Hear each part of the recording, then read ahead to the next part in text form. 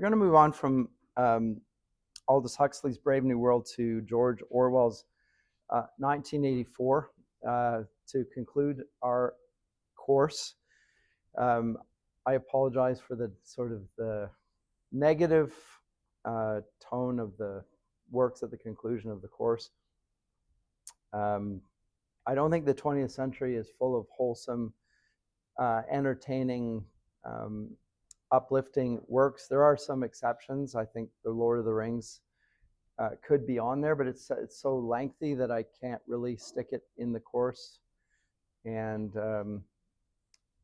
particularly at the end of the semester, after by the time we get to this time in the semester, everyone's exhausted and writing a bunch of essays, so we can't do anything long. This is already long enough. And this is also at least when I went to high school, this was in high school, taught as a text alongside Aldous Huxley's Brave New World. And so, and one of the things I've tried to do on the course is to engage with the material that is being taught in the public universities, and yet at the same time not necessarily agree with everything that they're saying about the texts. So presenting an explicitly Christian critique at times, and at times just making the standard observations that everyone would make of this period of literature. So I said last time that Huxley's Brave New World and Orwell's 1984 will both be categorized as dystopian fiction. They present the opposite of an ideal future, and they present it in a futuristic fashion. So this is interesting, and it's also interesting that you can see that I mentioned Tolkien, that when he presents a more idealized form of the world in which there is a world of virtue and good confronting evil, he sets it in the past. And yet in both cases, I think critics rightly regard both works as cultural commentator about the present. And that's one of the features of speculative fiction. And I said speculative fiction is the broader genre, and fantasy literature and dystopian fiction fits under that umbrella category. I wanted to start, though, with a letter that George Orwell was written by Aldous Huxley, and read it at length there, because I think I said to you that Huxley had been Orwell's teacher briefly at Eton College, and the two men knew each other and stayed in contact. Obviously there was some regard there on Orwell's part for his teacher, and you can see Orwell's 1984 as a response to Huxley's Brave New World, and obviously a reassessment of what would constitute a dystopian fiction. I said to you that Huxley's Brave New World was really engaging with the sort of science fiction presented by H.G. Wells, in which the future was like an Enlightenment, extension of the Enlightenment. The world would become better, humanity would be better because of the growing application of reason and science. We would get a future in which human ills had basically been eradicated. And Huxley dissented from that view, and he was critiquing it. And I notice in our day, we have many critics like Jordan Peterson and others who are very critical of postmodernism, and trying to present the Enlightenment and its project as fundamentally good and basically something that we should return to. There's another author by the name of James Lindsay that's a critique of critical theory and so forth, who writes very good material.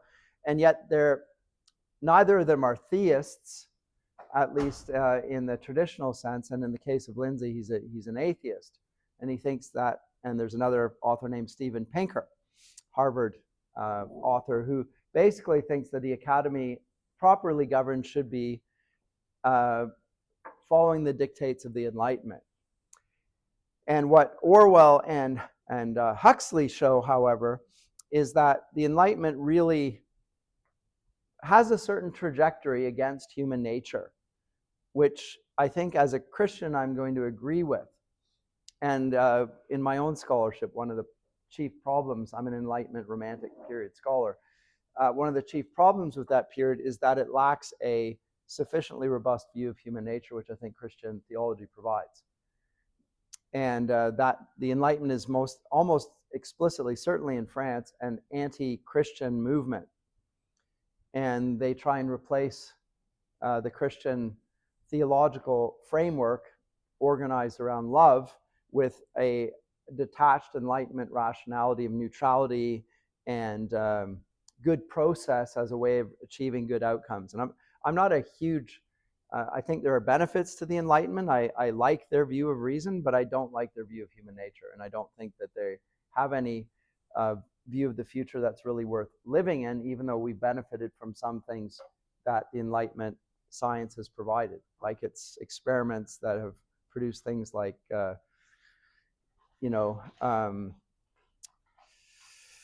let's say, tetanus shots, and I like flush toilets, and I like, I think that,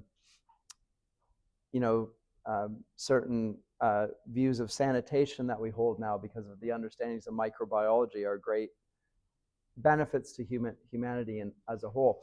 But this letter that I mentioned that Orwell received was from his former high school French teacher named Aldous Huxley. He's just published in 1984, and it's been received with great acclaim. So here's the book and the one we'll be looking at. It's been received with great acclaim, and he's written it in 1949. Now, in 1949, we have to understand what's happened. Second World War has ended. Remember when Aldous Huxley wrote his work in 1931, it was between the First and the Second World War and before the Great Recession. So the cultural context does matter a little bit there, or at least the historical context. Whereas when this is written, the Second World War is over, Nazism has been defeated, and the big threat and concern is the totalitarianism of the Soviet Union. And I say that to you because if you read academic accounts of 1984, they will say that it's attacking both fascism and communism, and I don't think it is actually. I think it's a warning about Stalinist communism, just like his Animal Farm is. It's not against the problems of totalitarian right. The totalitarian right has been destroyed, and there's a strong consensus that we don't want to go back there. It is more concerned with Stalinist communism, and it's, to me, interesting that the Academy wants to include it as an attack on the right, and it says probably more about the nature of the academia today, which tends to be left-leaning. But anyway, he writes this review, and he begins with this. Where's the letter? Here it is. Dear Mr. Orwell, it was very kind of you to tell your publishers to send me a copy of your book. And can I increase this? No, I can't. Why is that? Never mind. It arrived as I was in the midst of a piece of work that required much reading and consulting of references, and since poor sight makes it necessary for me to ration my reading, I had to wait a long time before being able to embark on 1984.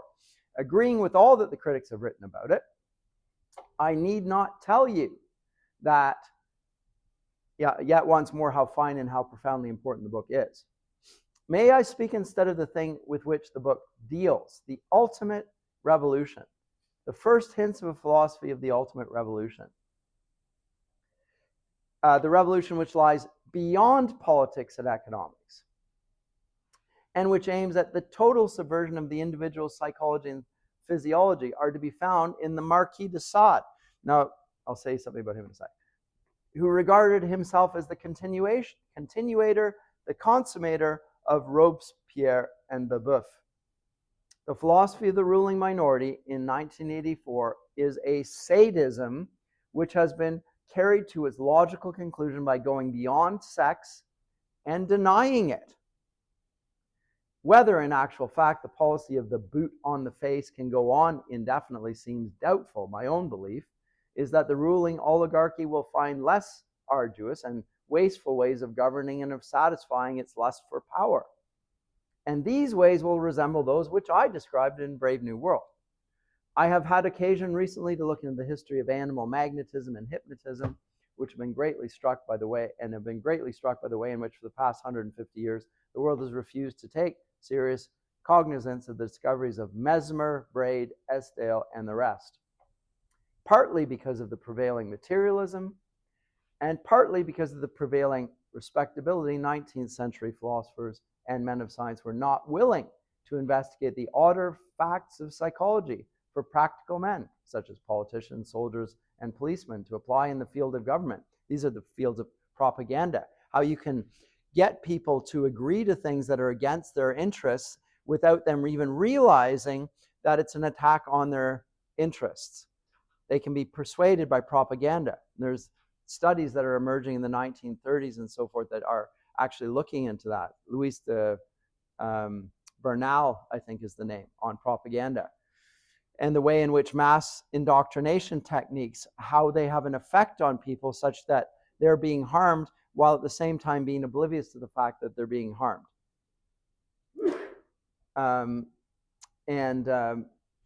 A great work of the period, which I'm not going to get into it to any great extent here, but it is a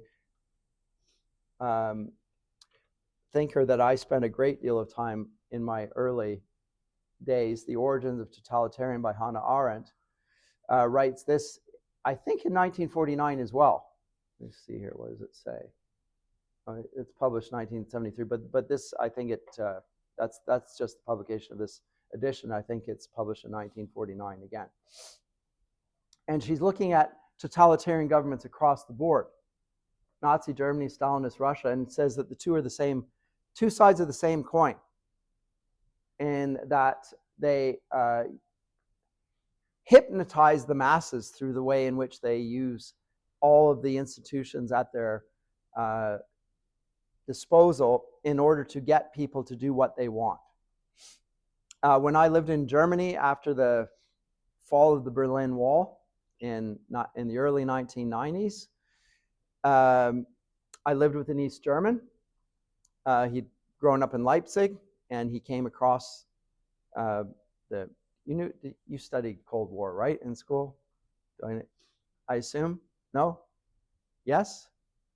Between the Second World War and... You haven't got to the Cold War? Not in school? Like in high school? You didn't do Cold War? No? Extraordinary. Okay, fine. The Cold War is the period between the Second World War and the collapse of the Soviet Union. So it is a war without actually shots being fired, more or less, but the world is sort of divided up into the so-called free world, United States, Canada, Western Europe, NATO is a part of that, and then the Soviet Union, which is dominated by Russia and all of its proxies, including communist China and so forth. So communism versus this, and that's the way the world is dividing up in 1949. What is left is the communist bloc and Stalin governing Russia at that time. And Arendt, when she writes this, is concerned that and Arendt is a Jew, she is concerned that the same thing that was there in Hitler's Germany is also present in Stalin's Russia. And it's not anti-Jewish per se. That was there in Nazi Germany. In Stalinist Russia, it has a slightly different face, but it's still totalitarian in all of its techniques. So this is the work on this that I would refer to if you want to study this in any great detail. But this is the context, I think, for Orwell's 1984. And as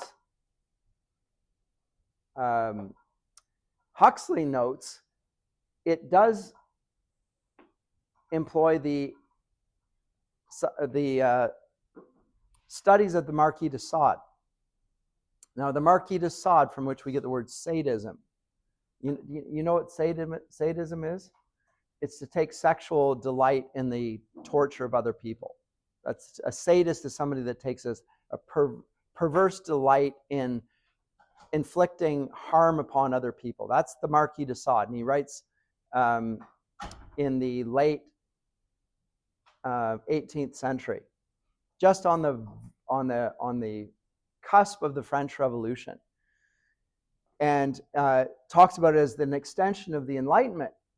That it's not enough to have enlightened thoughts. We also have to get rid of all moral prohibitions, and the way in which we do this is by exercising our perverse desires and so forth, because that's also enlightened. So we're removing all the shackles on human nature. Anyway, he's not very popular in the Enlightenment period. Nobody wants to explicitly affirm him, but really, modern psychology and its techniques are often sadistic insofar as they don't acknowledge human moral nature, and especially human sexual nature, as having a good and a perverse dimension. So, for example, Sigmund Freud regards heterosexuality as an imposed norm and doesn't think that human sexuality ought to have such imposed norms. He believes in polymorphous perversity. I'm sorry to talk about things like this in literature class, but well, it's in your sex ed curriculums, which you've been taught in your high schools. I'm not introducing it to you as if you've never heard about it. It's there. Love is love. Every form of sexual desire is just as good as the rest. That's to suggest there's no normativity and no sense of a positive use of human sexuality and a negative. If there's nothing that's negative, then everything's positive. And then you get into all sorts of, and you're getting rid of the category of perversity.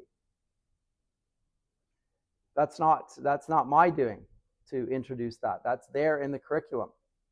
And even if you weren't in the public schools, you're going to have to face it because it's all around you. Drag queen story hours don't come from nowhere. Anyway, his critique is that the people that are really interested in power, and this is where the common ground is, they think that the elites are especially interested in having power and exercising power. And Huxley thinks that exercising that power depends on the complicity or the agreement of the large masses.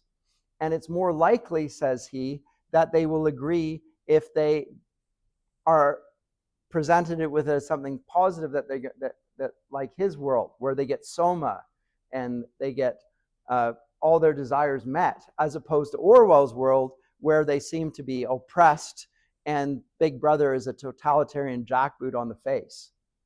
That's mainly his, but that's the main critique. Is it in the future, these elites that see themselves as able and entitled to condition the mass of humanity are more likely to do it through the carrot rather than the stick. And that's about the extent of it. It's the carrot rather than the stick. And so, as I said to you when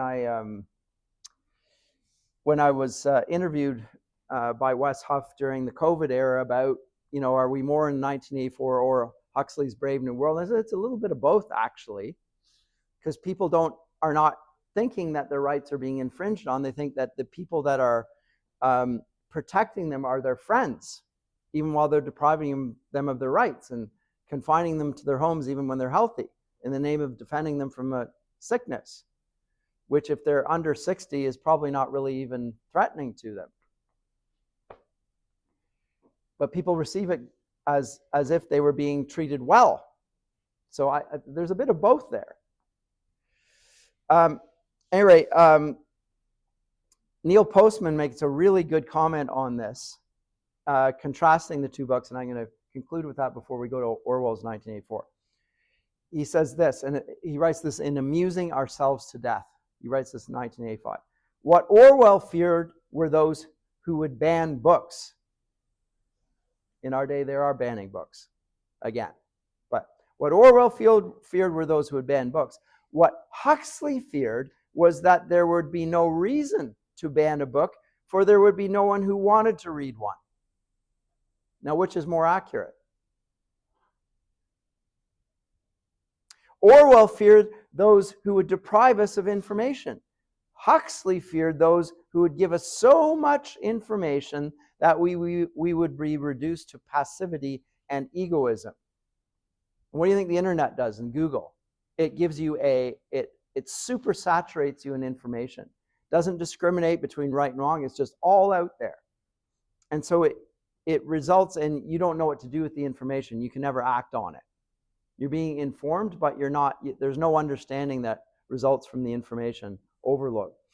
I continue. Orwell feared that the truth would be concealed from us. Huxley feared the truth would be drowned in a sea of irrelevance. Orwell feared we would become a captive culture. Huxley feared we would become a trivial culture, preoccupied with some equivalent of the feelies, the orgy-porgy, and the centrifugal bumble puppy. Those are Huxley's words.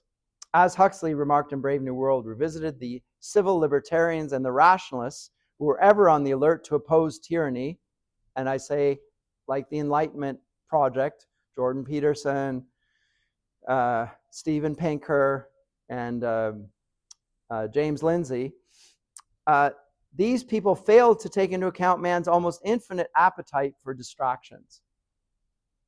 In 1984, Huxley added, people are controlled by inflicting pain. In Brave New World, they're controlled by inflicting pleasure. In short, Orwell feared that what we hate will ruin us. Huxley feared that what we love will ruin us. So which is more accurate? I always think it's Huxley. Because you don't suspect the person who gives you everything that you want.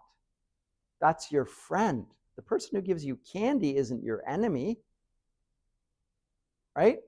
The person who gives you all the information you could ever want and doesn't lead you to distinguish between right and wrong, that's your friend, and it's inclusive. So I think Huxley's vision is far more prescient and accurate. And we respond almost instinctively to removing something. Unless, as we found out during COVID, the people remove it and say that they're helping us, protecting us. So yes, we're depriving you of your rights, but we're doing it to save you from the great harm of this. Or you could add, global warming or something like that into it. Anyway, comments or questions? Is this too much at this point in the semester, at the end of it all? You said it, I didn't. That's too much. Yeah. No, it is too. It is what you signed up for. It's also in first year. I think that you get super saturated with stuff, and my aim is not a 1 year aim. It's a 4 year aim. By the end of 4 years, the works that you studied in the first year actually start to you start to understand why they were taught and the significance of them. It can be a little bit too much at first, but if I don't introduce them at first, you don't have time to ruminate over them and to reflect on them. Sometimes it takes time to think things through, and you need them to be introduced, and then just to let them sit for a while and take some time to reflect on them. That's my contention. And again, it's why I say first year essays and first year exams are not really that important. They're a phase of your development. What is most important is what are you going to be like at the end of your degree. So I have a long-term view as far as things like that go. But yes, I did say it. It's a little too much. I admit it in some ways. But still, this is taught in high schools. So if you say it's too much, I was taught this in grade 12. And if it's too much, then what's happened since I was in grade 12 and you're in grade 12 that suddenly made it too much? Because it wasn't too much when I was in high school. But then we lived in the Cold War when we thought that the Russians might drop nuclear bombs on us, and vice versa. So there was a real threat. There was good and evil. There was a sense of imminent conflict, and there was a sense that we needed to be very serious about real threats. In our day, part of the problem is that everything's a threat. people are micro-triggered by this, that, and the next thing. And so they don't recognize a real threat when it presents themselves because everything's been presented as a threat. I'm triggered by what you're saying. So again, if you're triggered by a micro thing, you won't even know when a macro thing's come along that you really ought to be afraid of. That's part of the problem here. Anyway, 1984, part one, chapter one. Now, part one, it's 3 parts. It's a 3-part story. And the beginning is quite brilliant. And it's very similar in some ways to Huxley's beginning, insofar as it begins in a gray world, and it seems very much of an industrial city context. And something is not quite right. Remember, there it was a hatching factory. So it was very much the medical side of things, Huxley's. Whereas here, it's an apartment living complex. And the first paragraph is quite famous. It was a bright, cold day in April, and the clocks were striking 13. Great first line. Like, how do you know something's wrong? Well, clocks never strike. Like, the time is wrong. And yet, that's the norm. The reader reading this instantly realizes we're in a dystopian world. Just the first line gives it away. Winston Smith, his chin nuzzled into his breast in an effort to escape the vile wind, slipped quickly through the glass doors of Victory Mansions, though not quickly enough to prevent a gust of gritty dust from entering along with him. The hallway smelt of boiled cabbage and old rag mats. Boiled cabbage, in Eastern Europe, cabbage is a regular staple part of the diet, sauerkraut and so forth. At one end of it, a colored poster too large for indoor display had been tacked to the wall. It depicted simply an enormous face, more than a meter wide, the face of a man of about 45 with a heavy black mustache and ruggedly handsome features. Well, that's Joseph Stalin. That's just an eye. Oh, I don't have the picture. Winston made for the stairs. It was no use trying the lift, the elevator. Even at the best of times, it was seldom working, and at present, the electric current was cut off during daylight hours. How come? Because they're rationing power.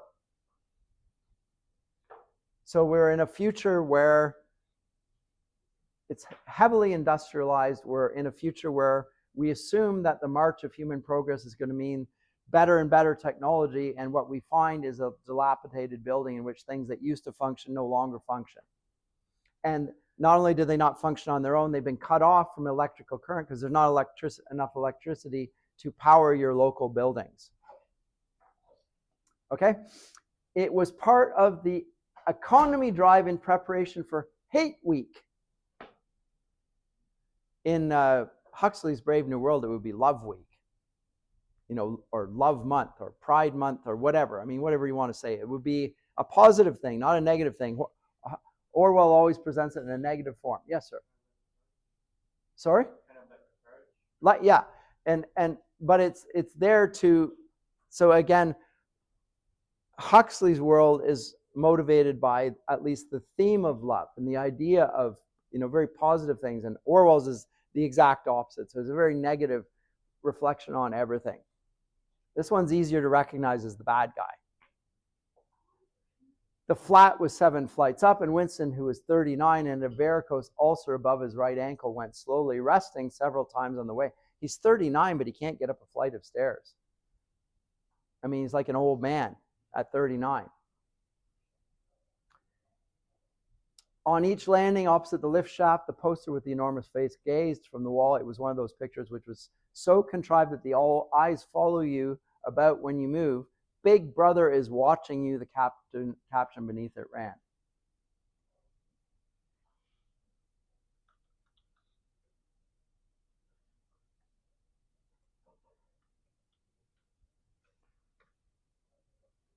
It's like these type of posters where the poster is looking directly at you, pointing the finger at you. Here you've got Big Brother, and he's looking out at you, and Big Brother is your friend. He's your big brother. What does your big brother do? Well, he's going to protect you. Except the big brother that's protecting you, what if he's the problem? And clearly the way in which Orwell writes the novel, it's immediately apparent that the big brother who's looking out for you is not your friend, but your abuser. It's very apparent in the very first phrases here. The caption beneath it, and it's even written in capitalized letters here. Inside the flat, a fruity voice was reading out a list of figures which had something to do with the production of pig iron. The voice came from an oblong metal plaque like a dulled mirror which formed part of the surface of the right-hand wall. So it comes from a screen. They didn't have screen technology, by the way. You know, we've got the flat screens in which you can watch things. They have flat screens. Remember, this is projected to be in the future. But the flat screens can be seen both ways. You view things on them, but you can also be viewed through them. So it's a camera as well as a display, in the same way that your social media can be used to spy upon you in our day. The technology doesn't exist in his day, but you can imagine a day when we appear to be looking at something which is actually looking at us. Not just looking at us, but listening to us, just like your AI program listens to you when you speak. Even when you don't want it to be listening to you, it's listening to you. And what it does is it then brings up ads that are going to be of interest to you. Right? So it's this passive way, but here it's not so ambiguous. It's more malevolent. It's listening in for subversion. Big Brother is watching, the caption said, well, the dark eyes looked deep into Winston's own as if it were trying to find signs of treachery. Down at street level, another poster torn at one corner flapped fitfully in the wind, alternately covering and uncovering the single word insofar. And in the far distance, a helicopter skimmed. It was the police patrol snooping into people's windows. The patrols did not matter. However, only the thought police mattered. So this is ominous. The thought police. Another work by Orwell's 1984 is on the politics of the English language, which I think people should read as well. He talks about how language can be used to police speech and to create apparently truthful statements while actually propagandizing people. And this is one of the things that most concerns Orwell, is not this the elites themselves, but how language is being manipulated so that people are being oppressed and governed in all their thinking. And one of the things we're going to notice about 1984 is that the dictionary of usable or permissible terms is being reduced by the year. Rather than more and more words, we're getting fewer and fewer words that are permissible. And the aim there is to eradicate thought crime. We've got thought police and there's thought crime.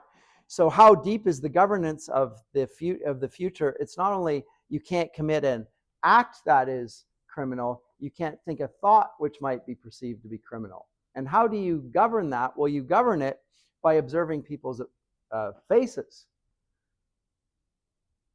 and listening to what they say. But even their faces, if you can betray people, I mean, I'm not skilled in this, but police are highly trained in spotting the way in which people's body language, as they call it, will betray that they're not telling the truth. And so that's what's being observed here, is that the thoughts, of course, they have no access to those, but you have access to how they behave, and that will suggest that there's something different between what they say and what they think. And that's what they want to eradicate. They want to change you from the inside out. So it's a bit like, it's the antithesis to the gospel, where they also want a transformation, but the transformation there is in a new human nature that unites all humanity. Here we have a transformation from within whose purpose is to oppress and crush human nature, to annihilate it. So as I say, in that sense, Orwell's 1984 is particularly terrifying. Yes, comment or...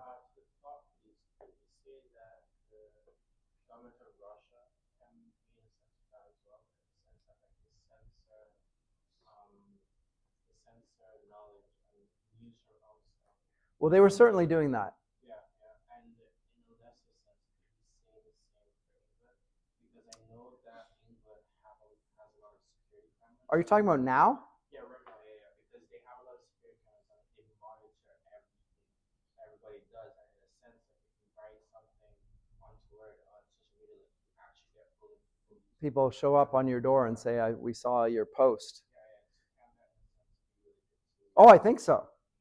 It's also noteworthy that both Huxley and Orwell are writing from Britain, and that it was entirely plausible for the British mindset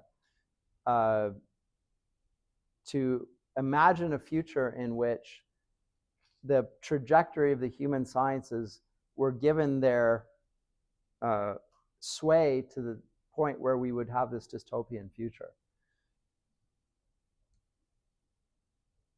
It's really interesting, and I don't think it's accidental. And so it is a comment. So people say, well, it's a comment about Stalinist Russia. It's like, yeah, but he's not putting it in Stalinist Russia. He's putting it in England, right? It's very much recognizably in English. Now there's the Stalinist face there, and so he probably is evading some sort of political persecution by not suggesting this is in England of the future. It's a sort of, it's more, I'm talking about Joseph Stalin, but he's imagining it that it's possible in England, that there's a sort of, not an aristocracy, but an oligarchy, the rule of a few who are not motivated anymore by nobility, but rather just by power, and an elite, as it were. But they're not aristocrats. They're not better than us. They're just powerful. And in fact, not only are they not better than us, they're probably worse than us because they have power without restraint. And the worst form of power is when there's no restraint on power. Gives rise to all of the evils of human nature, ungoverned by any sense of right and wrong, which C.S. Lewis talked about in The Abolition of Man. I mentioned that book again. So, yes, I think it is. And I'll say one other thing. I said I was in Germany and lived with an East German. The Stasi, which were the East German secret police, had been very much a part of the East German. My friend is now a surgeon, but he was a trainee surgeon. I lived with him in university in Dusseldorf. And he talked about that, and I even visited Berlin with him, and there was still Checkpoint Charlie there, and there was remnants of the Berlin Wall, and all that was there. So it was literally pieces of history, and he said, do you want to get a piece of the wall? And I thought, no, I don't want a piece of the wall. It's like, whatever. And now I'm thinking, what was I doing? Why didn't I get a piece of the wall while it was still there? Because I just thought, well, it's a piece of concrete. Why? People would just say, well, you just got that from a local building site. I mean, I would know that it was from there, but it's like, no, I don't want to carry around a piece of concrete. But in the Stasi headquarters, which was a gray building, window and Stalinist architecture was what it's called, they observed the lives of all the East German citizens. Now, their impression amongst the East Germans was that the Stasi was everywhere, and they were always watching you just like Big Brother, and so they were terrified into compliance. What they found out when they opened the archives, and this was while it was still there, 1993 or 1984, was that the Stasi was not everywhere. The reason that Big Brother got the information is because people were informing on their parents and their children and their neighbors. So people were ratting each other out because they feared that they were being surveilled. If I don't tell the Stasi that my parents are betraying the cause, maybe this is just a setup to see how I'll respond, and I'll end up in prison. So if I don't tell the authorities what's going on, then I might become a victim. And out of fear of that, they would then betray their loved ones. And so people were horrified to find out that there was this social act of betrayal in which neighbors were calling the police and saying, my neighbor just said something negative about the Chairman Honecker. I heard him say it. And so then the police show up, and of course then the impression is that, well, they're everywhere, which creates even more fear. But it was not from the top down, it was from the bottom up. People were compliant because of fear. Same thing happened during COVID, by the way. People informing on their neighbors and stuff. Fear is a terrible motivation. It should never govern a civilized society. Destroys the public good. Yes? Absolutely. What the difference between our day and Orwell's Huxley's day is the technology is better now. However, I think the best form of getting people to be watched is have them watch each other and be willing to betray people who they ought to trust. And it's not because they trust Big Brother, but because they're afraid of Big Brother. And so it's a sadistic culture in which people hate each other. So that is the portrait that Orwell portrays, and it's very realistic. Under these conditions, you can imagine it happening, and it did happen in East Germany. So that's the thing that's accurate about this. People actually did inform on their husbands, their wives, their parents, their children, their friends, and they would be promoted for this as well, by the way. So there was a positive incentive to do this. Oh, you're loyal to the party, right? So you end up being loyal to the party and opposed to even your blood relatives. The grand cause is the cause of destroying all human bonds. Terrible. Note that Winston kept his back turned to the telescreen. It was safer, though, as he well knew, even a back can be revealing. Yes, because of body language. A kilometer away, the Ministry of Truth. By the way, this is part of Orwell's technique. The names of places are ironically always the opposite of what they do. So the Ministry of Truth is a ministry of propaganda.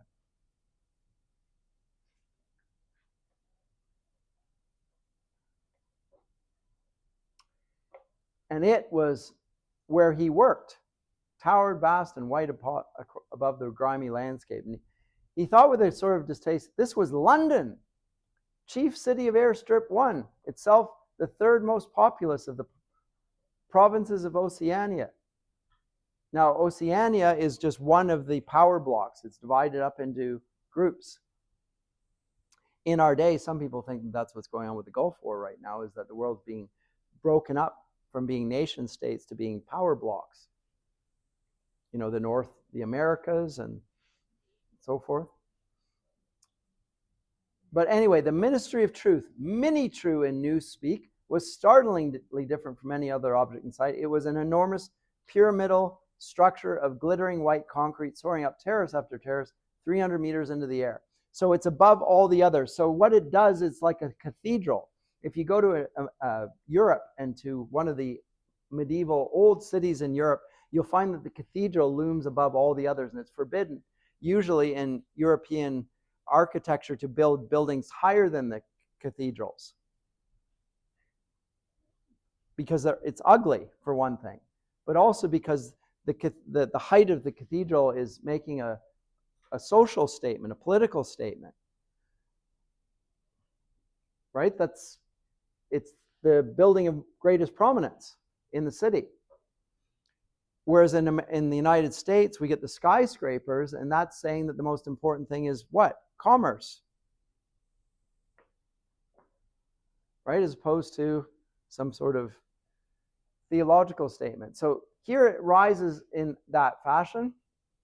And from where Winston stood, it was just possible to read, picked out on its white face and elegant lettering, the three slogans of the party. And note the slogans. War is peace. Freedom is slavery, and ignorance is strength. Now that's pretty in your face. It's explicit about it. Why is it? How does it have the audacity to be explicit about these things? Because it governs by fear, and it takes a sadistic pleasure in making you think things that are totally contradictory, and it requires you to affirm that something that is the logical contradiction of the other thing is that thing. So, and we're going to find the illustration later in the novel, is 2 + 2 = 4. And Winston says, but 2 + 2 = 4, and there's no way of not thinking that. How could it be otherwise than 2 + 2 = 4? And he said, well, what if Big Brother says that 2 + 2 = 5? And he says, well, it would still be 4. I mean, they could say that, and I could say that it's 5, but I wouldn't believe that. And the response is, that's your problem. You have to believe whatever the party says. Reality is what the party tells you. Reality is not connected to some logical, metaphysical realm of truth. Even if the party tells you things that are, as you rightly observe, false, it's your job to believe that false things are true. And until you do that, you're not fully obedient to the party, and we're going to make you do this. So the conditioning here, go back to what we said about Heart of Darkness. Remember in Heart of Darkness, what Conrad said distinguishes the empires of the 19th century when they're scrambling for Africa and colonizing it and so forth, for ivory and for goods and so forth. It says what distinguishes our time from the Romans is efficiency. We want total compliance. And the most efficient way to prevent people from committing thought crime is to totally condition them so it's impossible for them to think of doing what the party regards as wrong. And so this is an extension of that. I've said that the works on this course have been selected by me to have it. There is a line of thought that you can trace throughout them to see a progression. And my contention is the problem begins when the Enlightenment gets rid of Christian theology, its view of God, and also gets rid of its Christian anthropology, its view of human nature. And it regards both of them as things that we're in control of and are not really knowable anyway. There's something that we're going to construct. We will self-identify what a human being is. It'll be whatever we want it to be, or whatever the elite says it is. And we will agree with that. And the consistent portrait of the works that are regarded as great works of literature throughout the academy, not just by me, is that this is rather dystopian. This is not a good outcome. So if you go back to beginning of the course where we were in the classical era, and then we talked about how Christianity transformed the view of God as the triune God of Scripture. God loves people. We're in Holy Week. God loves human beings so much that he becomes one and bears their sins to the cross and atones for their sins by his death and then is raised to new life. So that changes Western culture and it orients it towards a love that begins with God and is directed by God and transforms human good, not only for God's own sake of vindicating his ways, but also for the benefit of humanity. And you can see the effect of that playing out over the course all the way up until, let's say, Milton's Paradise Lost. But come the Enlightenment, I think we start to see that the high water mark has started to recede, and we move away from the public universities no longer affirming Christian doctrine with respect to the nature of God, but even more obviously and more malevolently in how they treat human nature. And that's a consistent portrait, that there's a degeneration there and a growing sadism, intellectual sadism. There's almost a perverse desire to degrade other human beings. And it becomes part of the institutionalized way of looking at people, including the helping professions. And I've used the illustration before. Healthcare in Canada includes abortion and euthanasia, which are killing. So if under health we include killing, what's the difference between healthcare and harm? What's the difference between health and harm? I don't see any distinction there anymore. At that point, we can say that war is peace. Health is killing. So it's a clear, bright line. Like the purpose of medicine is to heal us and to restore us. Well, then you have to have a sense of the value of a human person, what a human person is, and what it is to be a healthy human being, what it means, and what a sane human being is. By the way, sane is just the Latin word for healthy. You have to know what that is, and then you want to treat the infirmities of that nature as they arise. You get diseases, you have mental health issues, these things. You want to treat those as harmful things in order to fix them and But then you have to have an understanding what sanity is and what good human nature is. But if you start including killing amongst healthcare, now the question, are you not in an Orwellian idea where war is peace? Now, I think we are. So that's the problem. And that's remember, this is at the level of public policy. The doctors in this country used to take the Hippocratic Oath, and one of the key lines was to first do no harm. They have changed the Hippocratic Oath. They still do the Hippocratic Oath, but they've struck that line. First do no harm, that's no longer a part of the Hippocratic Oath that your doctors will take when they go to med school. And the reason why may be because harm is now done in medicine, and it's justified in terms of compassion. Very problematic. We need a deep discussion of this in the university in the public square, but it's not even happening. Anyway, so this is the ministry of truth, and it has these three sayings, and the three sayings are pretty much characteristic of the whole trajectory of what happens in Orwell's 1984, because there's a continual war against the other countries, and there's no peace as a result of it. It's resulting in growing poverty. And of course, because of propaganda, they're always saying our side is winning. And the things are getting better and better than they ever were. And the proof of this is that we say that things are getting better and better. And yet anybody like Winston Smith, when he's 39, remembers back in the good old days when actually the elevators used to function, and we used to get, the electricity used to be on all the time, and we used to be able to get certain types of food, and now we can't get any of those things anymore. And he can remember that. And so the impediment to the ideal future is actually memory of the past. And so one of the aims of the party is to blot out the understanding of history, which might be able to reveal the fact that the party is not helping, it's harming. So you have to eradicate historical consciousness amongst the people. And the way they do that is by changing historical records, which is easy to do on the internet, by the way. This is why you should have books, because you can always change what's on the internet, but you can't change what's in your book. If it's a written thing, I have a copy of it in my library, but guess what? Editions of the same book can be changed on the internet, so it said not what the author originally said, but what the updated version of it wants you to say, wants you to understand.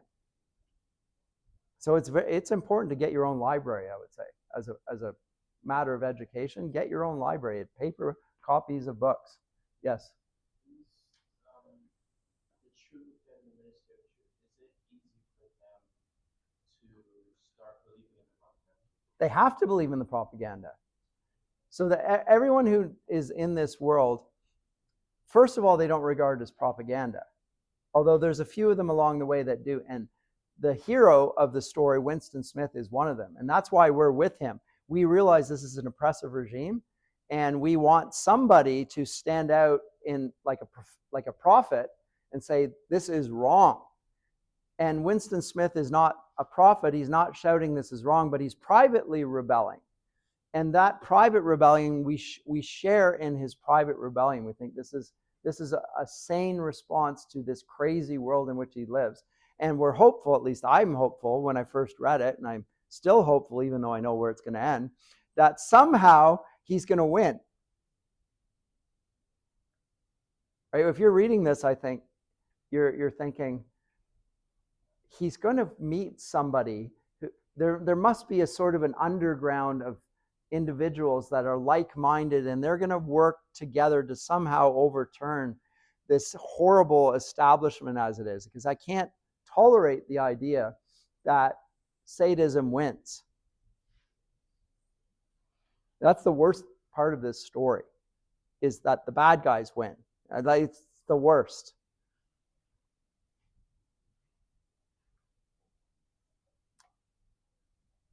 But the idea of war is peace, freedom is slavery, and ignorance is strength. Well, what I said last time about B.F. Skinner's Beyond Freedom and Dignity,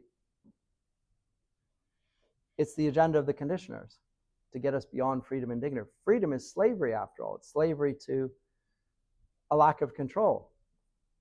Ignorance is strength. Well, they want everyone to be enslaved and ignorant. So there's the ministry of truth, which is the ministry of propaganda. The ministry of love was the really fighting. Well, this is the ministry of correction. It's the prison. Of course, they're sadists. I love you. Right? It's the jackboot on your face. There's no windows in it at all. Winston had never been inside the ministry of love, not even within a half kilometer of it. It was a place impossible to enter except on official business, and then only by penetrating through a maze of barbed wire entanglements, steel doors, and hidden machine gun nests. And around these were gorilla-faced guards in black uniforms armed with jointed truncheons. So there it's just mentioned, the ministry of love. And we go away from that, but the terror of the ministry of love is presented to us right at the beginning. He will end up in the ministry of love in part 3. But at this point, it's that he doesn't dwell on it. It's just put in our thoughts that this is the place that you really don't want to end up as. And he takes a little bit of victory gin, and it's awful.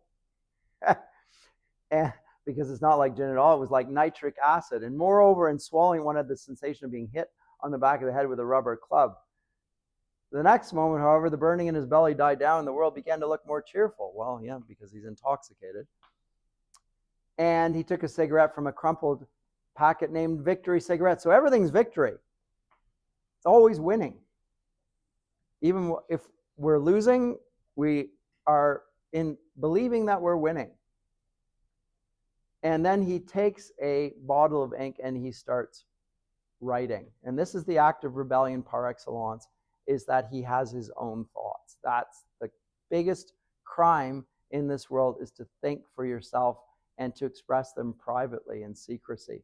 Because they want to get rid of the place where you can have privacy and secrecy. Because total control depends on those places no longer existing. Yes?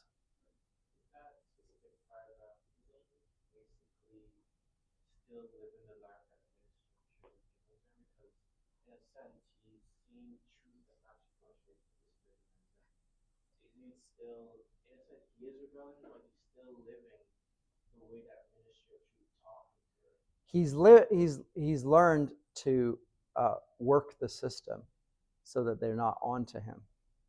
So he goes about his daily activities. He knows how to behave in front of the camera, and even with his back turned, to look like there's nothing wrong happening. He's learned to be an actor, like a hypocrite. Hypocrisy is something that is learned. By the way, in communist regimes, this is the first thing that people learn, is how to be hypocrites, to survive. Hypocrisy is the enculturated behavior. And the result of, by the way, being taught to act like hypocrites all the time is to eradicate moral goodness from the people as well. They think that being morally good is actually being naive and stupid. Like if you do something that's right because it's right, you have to be a total fool. Like just act like you agree even though you don't agree. And then you'll be rewarded for that. So people that are in an indoctrinated culture learn over time to hate goodness, think it's foolish. And what Lewis calls the Tao, which he thinks is part of human nature, that starts to get eradicated. So I actually think that Lewis is not critical enough of the effect of the Tao. He thinks that it's there. It's there in every major religious culture, but in his day, it's being eradicated through propaganda, including in Britain. And Orwell agrees with Lewis on this. So there's a common consensus on the effect of propaganda, not in the Soviet Union and not in Nazi Germany, but in free Britain and in the free United States and in free Canada. Propaganda is being used so that people no longer distinguish right and wrong. It's just, what does the government say? Yes. Propaganda and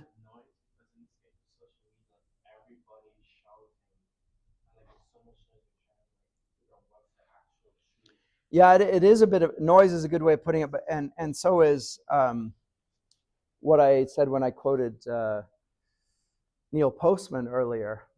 The flood of information, which you call noise, is just so many opinions, hot takes and whatever, has the dulling effect of people thinking that there is no truth anywhere.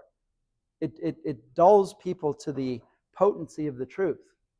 So there are two ways of going after the truth. One is to do a flat lie, right? From the vantage point of truth, I can fight people that are liars and they've deviated from the truth. But what if they don't do it by making a bad argument or a false form of argumentation, but rather they just flood the zone with bad opinions so that there's so many that I can't get to them all. And then when I say, well, this is the most important when I speak to that, but they say, oh, but you didn't address this point over here. I think, well, I didn't address that point because it was trivial. And they say, well, who are you to say that it's trivial? So you have to address all of the points. And that just basically desensitizes people, makes them want to give up. I think that's the brilliance of 1984, is that he shows how effective that is. If you give up hope that the truth can win. And that's why what we love Winston Smith, is because he's convinced in his heart that the truth must prevail in the end. So that's what makes him a hero of this story. He's like a Jordan Peterson, right? No, he is in that sense. Like, no, you're not going to tell me that this is this when I know it's that. You can't, like, you can say that. I'm going to permit you to say whatever you want, but you can't tell me I have to say that. That I'm not going to do. So there's a Winston Smith there in that sort of heroism. And admirable for that. So we're on this guy's side. He's speaking against totalitarian impulses, telling him he's got to think certain things, not just allow other people to say them. You have to agree with it as well. So he writes, and what does he write in clumsy letters? April 4th, 1984. And then he sat back. All he writes is April 4th, 1984, and then he has to stop writing. A sense of complete helplessness had descended upon him. To begin with, he did not know with any certainty that it was 1984. Isn't that an odd thing? Like, we on our phones, it has the date and time all the time. But in this future, he's not even sure, because time has been taken control by the party as well. And history has been rewritten. So he's not sure actually when things happen. He has a sense of his own memory, but his own memory is not exact. And the dates and times have been changed by the party to reflect the party's interests. He's fairly sure that his age was 39, and he believed that he'd been born in 1944 or 1945, but it was never possible nowadays to pin down any date within a year or two. For whom, it suddenly occurred to him, was he writing this diary? For the future, for the unborn. What does that suggest about Winston Smith psychologically? Why is he writing for somebody that doesn't exist? What does it say about him? He's what?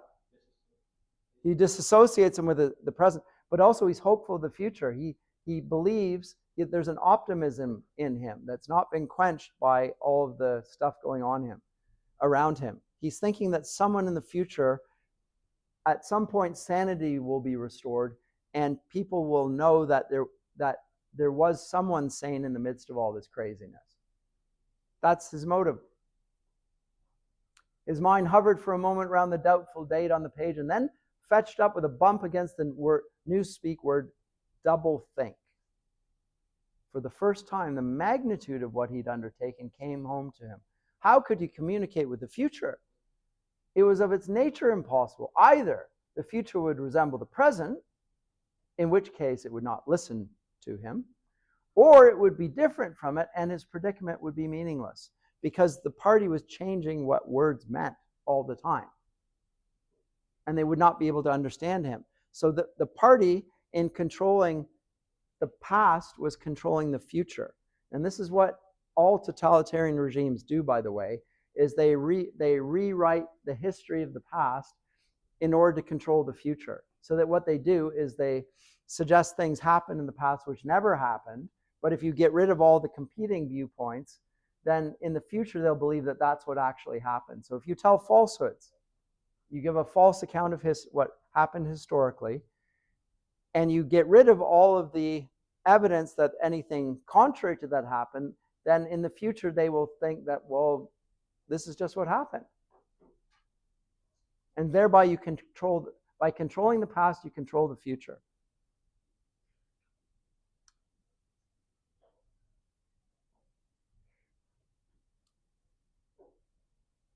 I'll say something more about time next time. I've only got 5 minutes now, so I think it would be a little bit too much there. But this is his dilemma. What's the point in writing things down if the future is going to be so very different than the present? A common human nature has been gone. Human nature is constantly changing in lines with what the party wants it to be. That's what Lewis describes in The Abolition of Man. So in the end of the day, the people doing the conditioning will basically be able to do anything, and the reason they do is because they share no common nature with the people that they're conditioning. They'll do whatever they want. Who knows what they'll do? What they won't do is have any solidarity with the people that they're conditioning, because they've dismissed the idea that there's a common human nature.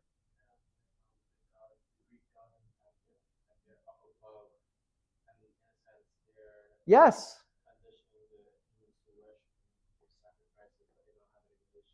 Isn't that great? Except that they demand the worship. You're right. It's a lot like the Greek gods. That's a great point. Where we began the course with it back with Homer. The Greek gods demanded worship. And the good people did worship them, like Odysseus and so forth. But it wasn't because of a sort of a moral code per se. It was just they gave them worship, and it's like the gods needed this worship as well.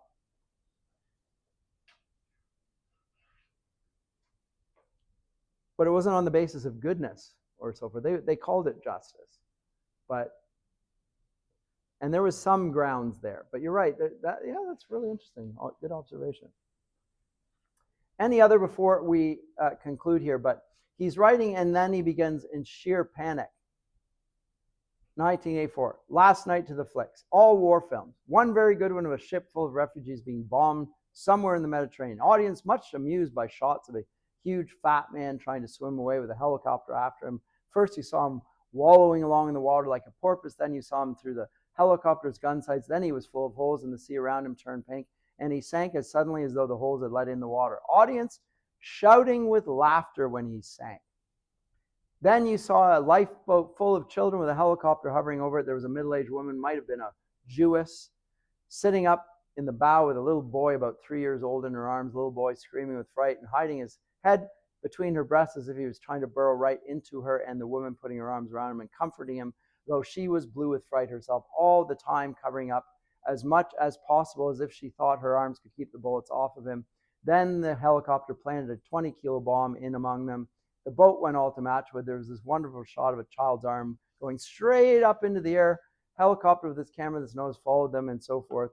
And I don't suppose anything happened to her. Nobody cares what the proles say. Typical prole reaction, they never. So they're watching people blown up, and they're taking delight in it, and they don't see the destruction of human nature as something atrocious. So this is the state that Winston Smith finds himself at the beginning of book one, and we find ourselves in, is that, and I'll have to say something more about the conclusion of part one to move on to part two next time, but it's a place where humanity, all sense of humanity has been removed. They are no longer appalled at people being blown up. And children being torn to pieces. So they've become sadists themselves. It's not just the big brother that's the sadist. The people have similarly sadistic tendencies. And we'll find also that there's a masochistic side to this as well, but we'll pick that up next time. I'll leave it off for now and stop.